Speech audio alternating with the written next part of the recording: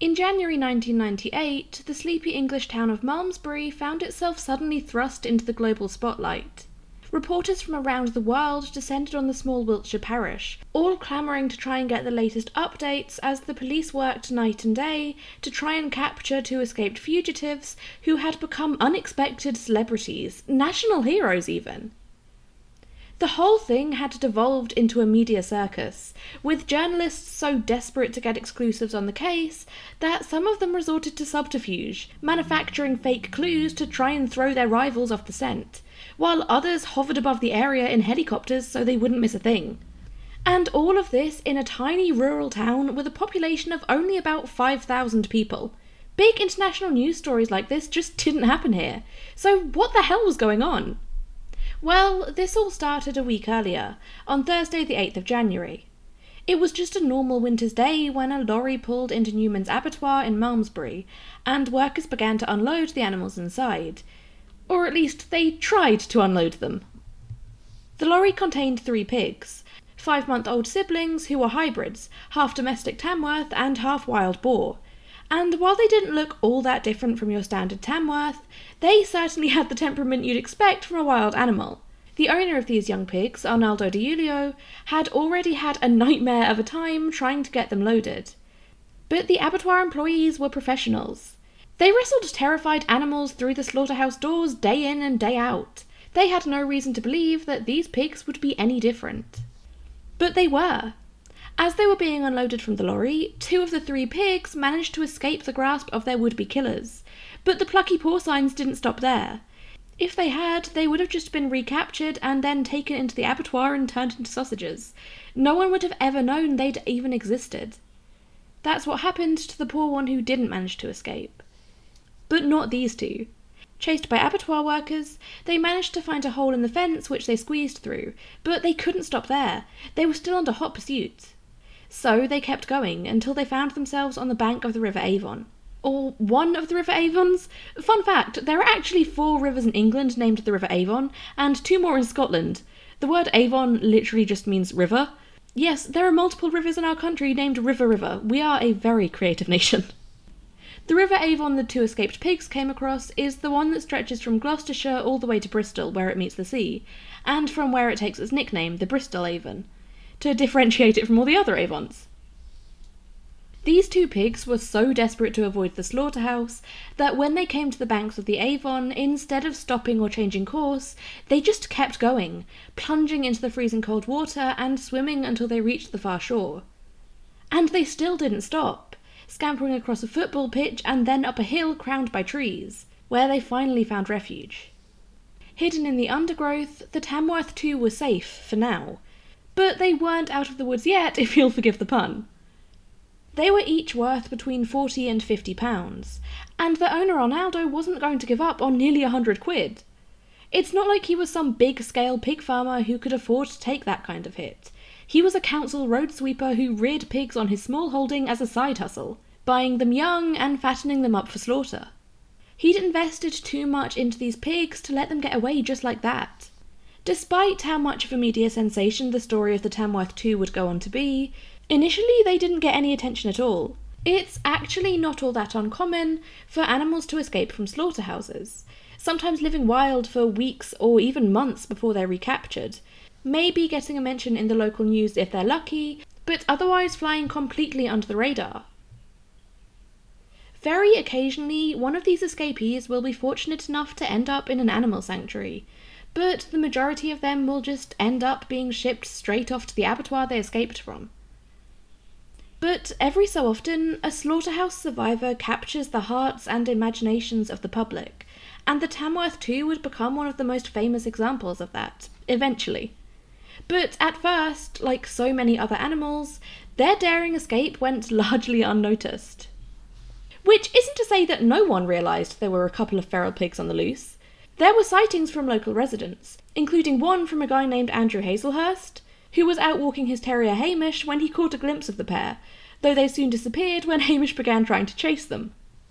As the days passed and the Tamworth 2 continued to evade capture, word began to spread of these 2 brave little pigs who refused to be made into bacon.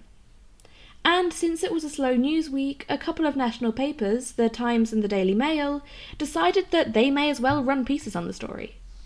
It was nothing super big or dramatic, they certainly weren't front page news, but even so, there was something about the tale that resonated with people, and the public were desperate for updates. In an age before internet news was widespread, the only way people could find out more was to write or call into the newspaper to ask for updates.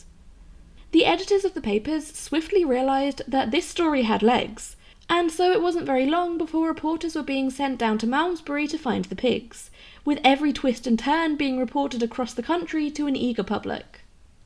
The pigs were dubbed the Tamworth 2 by the media, the title by which they're still best known to this day, but people felt that they deserved proper names. Several were suggested, but the ones that stuck were Butch and Sundance, after the famous American outlaws. Within only 6 days of the Tamworth 2's escape, their story had well and truly taken over the news cycle, with journalists from basically every major news outlet trekking across the Wiltshire countryside, all eager to be the one to capture the pigs and secure exclusive rights to their story. Some even commandeered helicopters in the hopes of catching sight of the fugitives, who remained as elusive as ever. And it wasn't just the British media either. There were reporters from as far afield as Japan and the United States, and many of the journalists covering the story were of such high calibre that they would typically be reporting in war zones and at other major world events. And here they were, in some tiny English town in the middle of nowhere, talking about a couple of pigs. Except it turns out that all of these people flooding the surrounding area were actually impeding efforts to catch the pigs. After all, they had no reason to trust humans after everything they'd been through, so the fact that there were suddenly so many meant that they kept themselves hidden away. On the evening of Thursday the 15th, exactly 1 week after the pigs had made their escape, the journalists began to pack up their things and head home for the night. Except for one. As everyone else went back to their hotel rooms, Barbara Davis from the Daily Mail was setting out, accompanied by a small team of helpers, including Kevin and Debbie Stinchcombe, who ran a nearby animal sanctuary. They worked through the night, using ropes and livestock hurdles to create makeshift pens and using food as a lure. There were plenty of near misses, but the team persisted, and finally, just as the sun was beginning to rise, they managed to successfully catch one of the pigs, who was swiftly spirited away back to the Stinchcombe sanctuary. It was decided that this pig would be Butch, meaning the one still on the run was Sundance. Because of the intense rivalry the story had stirred up between different media outlets, the Daily Mail had hopes to keep the capture of Butch under wraps. They didn't want to share any news until they'd purchased both pigs and exclusive story rights from Arnaldo de Julio. But unfortunately for them, Butch's squealing was overheard by someone and word soon began to spread. While Barbara was on the ground with Butch, the Mail tasked another reporter, Stephen Morris, with approaching Arnaldo about buying the pigs. Until recently, Arnaldo's public stance had been that as soon as the pigs were recaptured, he would send them back to the abattoir to be slaughtered. But much to the Mail's dismay, when they came forward with their offer, he informed them that he'd already been in talks with a different newspaper, the Daily Express, and had promised them first refusal. As Arnaldo sat in his kitchen explaining to the team from the Daily Mail that he intended to sell the pigs to the Express, the back door to his house was forced open and a pack of frantic journalists flooded in, each one with an exorbitant offer. It seems everyone had realised that it was their last chance to try and buy the pigs, and none of them wanted to miss out. Arnaldo did manage to get the invading reporters out of his house, but he literally had to resort to using a chest of drawers to barricade the door. And by this point, Arnaldo was just done. He never asked for any of this attention. He was just some guy who raised pigs for a bit of extra money on the side. He never asked to become the centre of an international news story, and he certainly didn't want a bunch of random strangers invading his family home. By this point, all he wanted was to be rid of the pigs as quickly as possible. So, despite his previous discussions with the Express, he immediately agreed to sell the pigs to the Daily Mail instead. He was ready to just wash his hands of the whole ordeal. And in fact, he'd eventually switch from raising pigs to raising cattle, because in his words, they were a lot less trouble. So the Tamworth 2 were finally safe from the slaughterhouse, but that doesn't mean that their story was over. After all, Butch might have been enjoying her first pampered night in a stable at the Stinchcombe Sanctuary, but Sundance was still out there. So Barbara's team immediately headed out. Local residents Harry and Megan Clark reported spotting Sundance in their back garden. It backed onto a thickly forested area and he'd broken through their fence. The crew from the Daily Mail swiftly descended on the scene, alongside the police and the RSPCA, as well as a slew of other journalists, which ended up backfiring as Sundance was so freaked out by the crowd of people with flashing cameras that he bolted back into the thicket.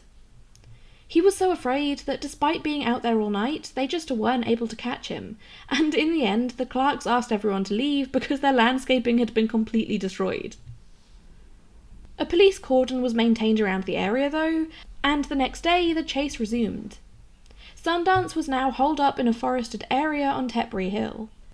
The team sent out to capture him now included 3 police officers, local vet Francis Bird, and Mike Harley, an RSPCA inspector and trained marksman, who was armed with a tranquilizer gun.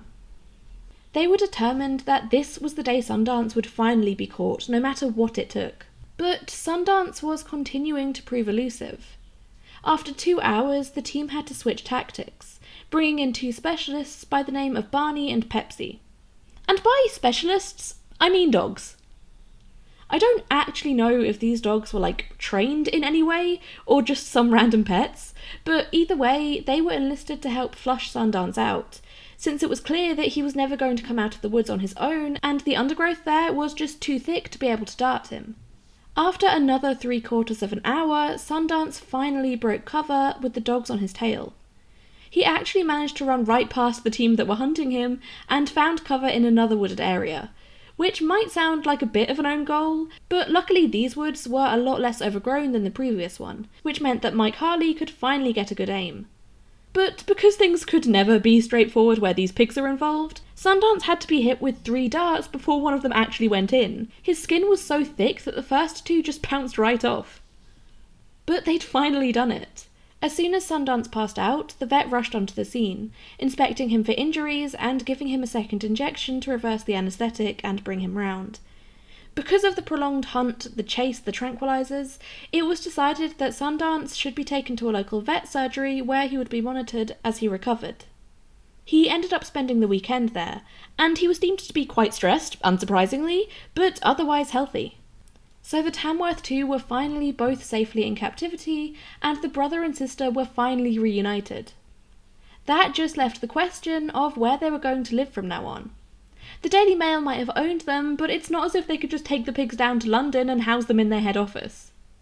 Several animal sanctuaries and farms reached out to express interest, and eventually the Rare Breeds Centre in Kent was selected as their forever home.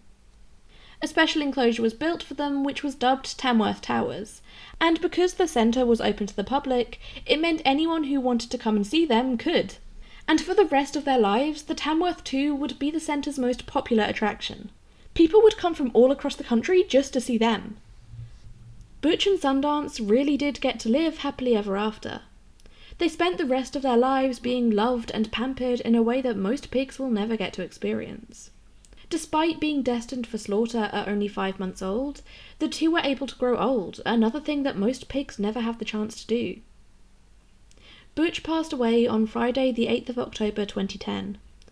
She was 13 years old, and over the last few months of her life, she'd begun to develop some health issues relating to her age, which ultimately led to her having to be put to sleep.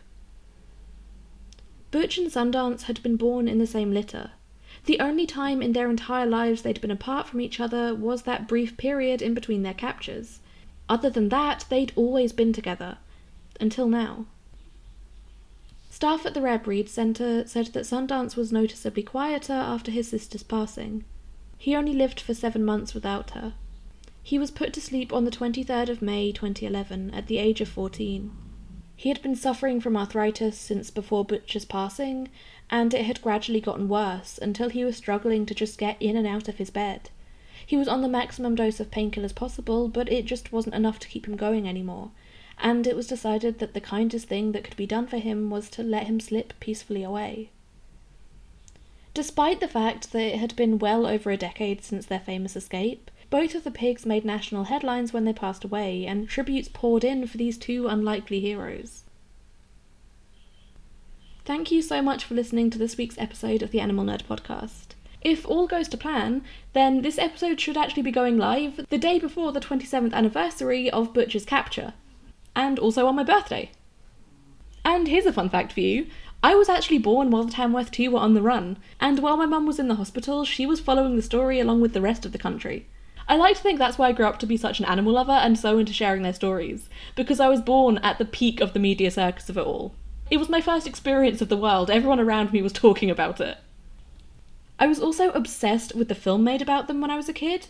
It came out in 2003 and was a direct-to-TV movie from the BBC. I'd recommend you go and watch it if you can find a copy, but I haven't watched it for like 15 years, so I really can't comment as to how good it actually is. I remember it as good, but as a child, I considered literally anything with animals in it to be like peak art. I had very low standards. But if you have seen the film, do let me know what you thought of it. I really want to see if I can track down a copy somewhere, just for old time's sake. But yeah, thank you again for listening to this week's episode of the Animal Nerd podcast. If you enjoyed it, then it would mean the world to me if you could support the show in any way that you can.